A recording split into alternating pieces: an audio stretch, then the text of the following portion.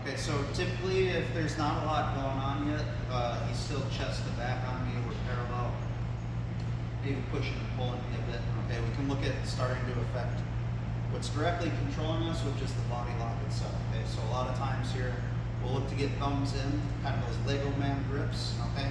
And another big thing as we do this too, is getting our elbow on the inside of our partner's elbow here, almost like a frame, okay? It's gonna give us different avenues to get out of this, okay?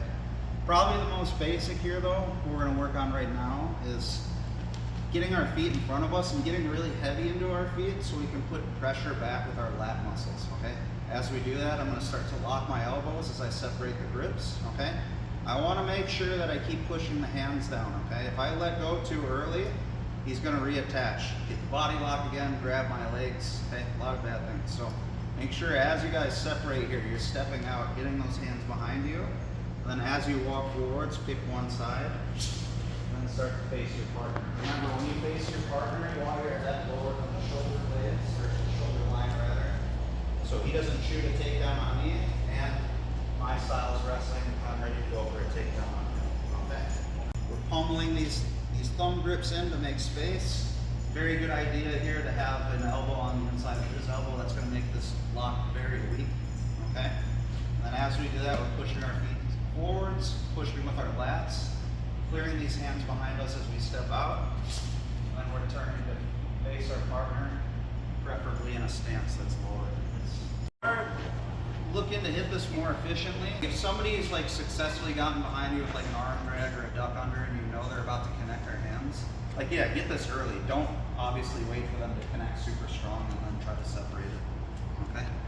Now another thing that could happen here, especially if he's playing with something like an S grip where he has longer arms, where he's doing like an annoying thing here where he grips up but he keeps his grip really loose.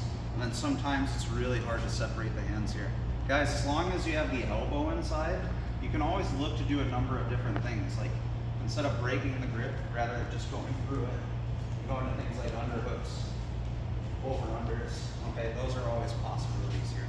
He does have a lot of takedown options from here. Okay, we're gonna circle back around to this more towards the end of class, okay? For now, let's talk about some more like direct movements here, okay? When people wanna go for things like mat returns where they lift you up, drop you to the ground, or even worse, scoop flexes where they take you over the head. Usually they're gonna start to hop or step perpendicular to you, right? Okay, that's when you're gonna start to get elevated. Now, we're gonna do this first to develop a habit, okay? When your partner starts to hop around, go ahead. You guys should be thinking to switch from fighting the hands to blocking the knees so they can't achieve that angle, okay? So, he hops to this side, he hops to the other side. This is pretty common here. We usually leave our hands low, ready to defend the legs, okay? Or not really defend the legs, but just monitor them, okay? Now, the problem becomes is we need a movement to complement this, okay? Because if I keep blocking the knees and I go back to the hands, then he's just gonna hop around again, right? So, let's assume I'm gonna go to my left here. I blocked the left side. What I'm gonna do right away, start to initiate my movement for what we call a Granby Roll. So what I'm gonna do is I'm gonna step my left foot away. I'm gonna take my right foot off the floor to get ready to roll. When I roll, I wanna tuck my chin to my chest, okay? Now what I'm gonna do, go slow motion for now, but typically this is gonna be pretty fast, okay? I'm gonna put this arm between my legs, roll to my left shoulder, roll to my right, and then the goal is the same as the face on a good stance here. Gabe steps around, I'm gonna block that leg and I'm gonna step my leg out of the way, okay? I'm gonna do one rep here where I do it a little bit faster. So he steps around, I step out of the way, I roll, and then I face him, okay? So without Gabe, I'll do the solo movement standing now, okay? It's gonna look like a goofy dance. Sometimes when Lalo hops around, he's not necessarily looking to elevate me, okay? People will go low here too, right? Like he'll block my knee, like lift your knee up high, block it good, and just bring me over your knee, right? Look to get your hands to the mat and stuff like that. Guys, they're throwing you into the Granby Roll when they do that, so that's another good time to do this. So if he brings that knee up and I'm starting to go, that's a very good time to hit a Granby Roll. If we fail at all of that, right, and he steps around and he does end up lifting me, rather than just staying here and praying, you guys could also look to like goes to drop here, for example, okay, it'll be very easy to like stick my foot back to the floor to catch my balance again, okay? If, can you lift me again? Let's say he starts to go more this way. Yeah, see, I'm more on this side, so if he starts to go down this way, lift him. That's another place we could just go back to our other escapes like the Granby Roll, okay? So, guard retention, right? Probably one of the easiest ones. Ball goes to the side. Either side, he pushes my knees to the ground. You guys see, I load up on my shoulders to do that, right? Another example would be, and we're doing this in the gi class this week, if he's in a turtle position with his hands unlocked, same thing, we get perpendicular. Watch guys, it looks like a forwards roll, but I'm really bringing my weight into my shoulders here. Again, I just want to reiterate, this is very unlikely to happen on the feet, okay? Just because there's so much space and momentum for him to put a lot of torque. I'm going to do this really slow so Gabe can follow me. Alright, so if Gabe does not unlock his hands, okay? Essentially, like as I Granby, he's going to stay attached, right?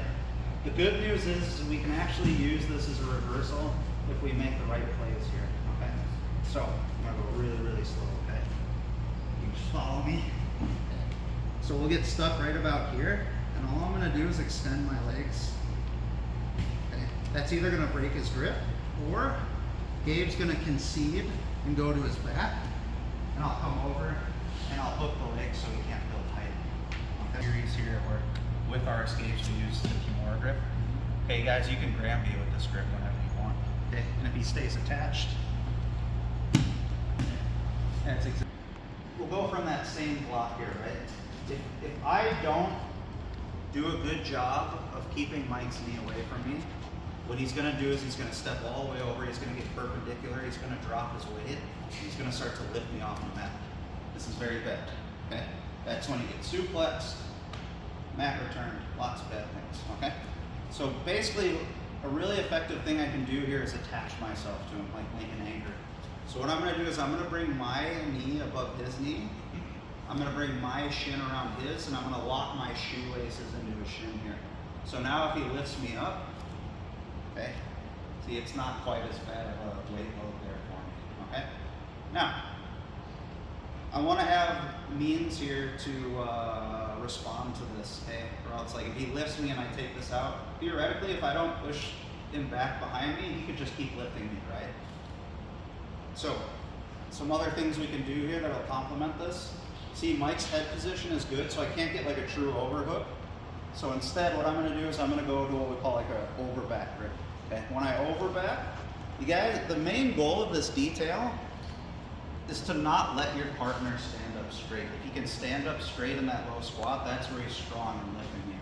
So when you guys roll this back, if you can tuck your partner's chin to their chest and really hook your arm into their lap, it should be harder for Mike to posture up in a meaningful way here. Okay? Now, problem still stands. We need a solid response because we're still in the same spot.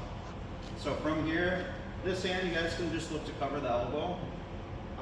The big thing here is I want to get closer to him so I can actually counter this with a throw of my own. So all I'm going to do is take my free foot and just step in line with his foot. And now from here, I'm going to lift him with my left hip and leg. Okay? When I lift him, you guys see what Mike did. He let go and he slapped the mat for a break fall. Okay? That's for two reasons. If he holds on to me and I throw him with this technique, I'm going to land right on his ribs and it's not going to be pleasant for him. Okay? Second reason, okay, if you haven't done a lot of break falls yet, you don't want to get used to trying to stop your fall with the hand on the floor. Two body weights coming on top of that arm, you'll break your arm. Okay? So when you guys know you're going to get thrown or you're going to fall, slap the mat. And same as when we were rolling, make sure you're tucking your chin to your chest so you don't hit your head on the floor. Alright. You guys might be thinking, why overback grip and why not an overhook? Okay? An overhook would be preferable. Okay, it's a stronger position. This is riskier. Okay, but it just depends on how well he's playing the body lock here, right? So if you guys notice Lalo's head position, okay, right now he has his ear on his back, on my back, and he's looking away from me. This is a very awkward place to try to swim around and get a body lock or overhook, rather. Okay, if he turns his head the opposite way.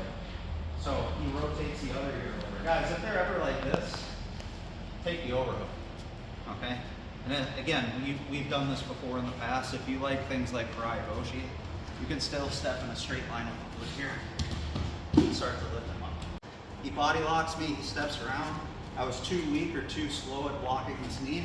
So right away, instead of using my hand, now I'm gonna use my leg to hook this leg, okay? Make sure your knee's above their knee. It should feel pretty solid here, okay? If you guys wanna test it, you can have your partner try to lift you, okay? Try it with and without this, and you'll see why you do this, okay? I'm really gonna drag this tricep back. See, not doing this, his head can still come up. Make sure you're really burying his head with that tricep and then locking here so it's harder for him to keep a straight spine. Okay. I'm gonna cover the elbow, take a hop forwards, and then start to lift with my left leg. Okay? So when he does that, he's going to my left, okay? I'm gonna take my left foot to his right, okay? So I'm gonna step behind him here, okay?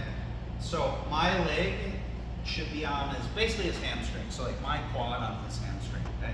As I do this, I'm gonna squat, I'm gonna hook both legs. Now, once I hook both legs nice and deep, don't use your hands, use your forearms, okay? We're gonna posture up here, okay? Now I'm just gonna drop to my knees. When you guys drop to your knees here, okay? This is not a super connected position. Somebody experienced, what they're gonna try to do here is kick their legs straight and try to get back on top. So we really just wanna hook this leg across, okay? Another pro wrestling reference here, okay? So now if Mike tries to split his legs, it's really easy for me to stay up on my hand and build height.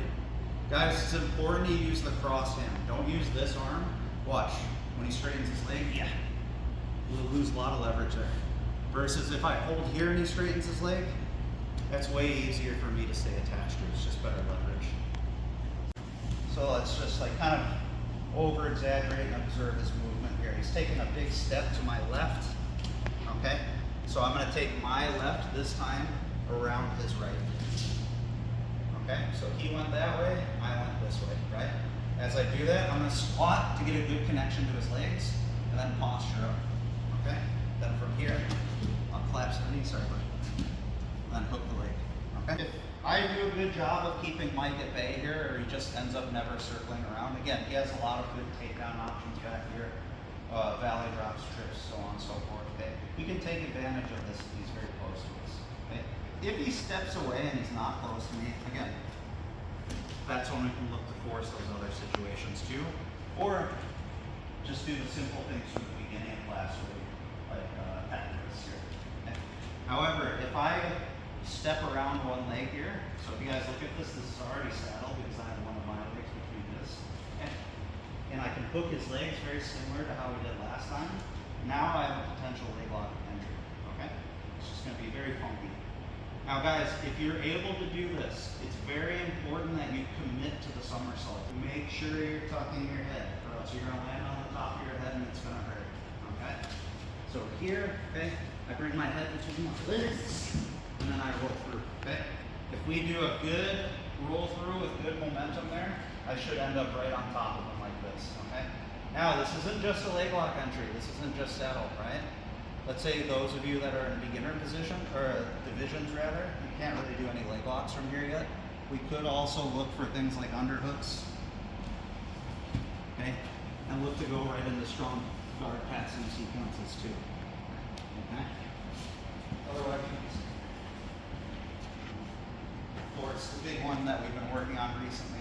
Yeah, if it's what you enjoy here, we can get a 2-on-1 on the legs, cut around, start to lock up for our leg lock positions here. Okay. So again, just the cliff notes here. Mike's behind me. I should be basically straddling one leg here, okay?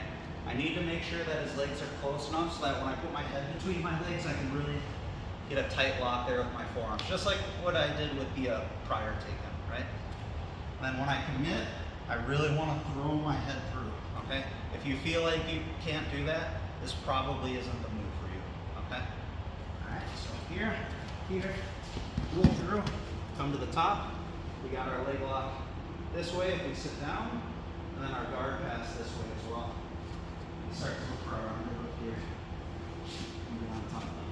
So we're here at the legs. And guys, commit to that range of motion. Like literally put your head between your legs as much as you possibly can and tuck your chin here. And high roll. Okay? See, much more pleasant with somebody bigger than you. You can even hold on to the head when you're doing this. Me personally, I actually like to use this escape a lot from the turtle. So if we go down here. So a lot of times I'll get a lat grip here, reach between the legs, and then roll through to try to win some scrambles here. So like the Granby Roll, this is actually a pretty handy movement to have in your arsenal if you like to scramble. Honestly, I don't know how applicable this is in sport grappling. Okay, it's kind of old school here, but one other thing you could do if you step around, okay, just step around like you're gonna straddle the leg, but instead of doing that big fancy roll through, you can literally just reach down, grab their heel, and then totally debar them right there.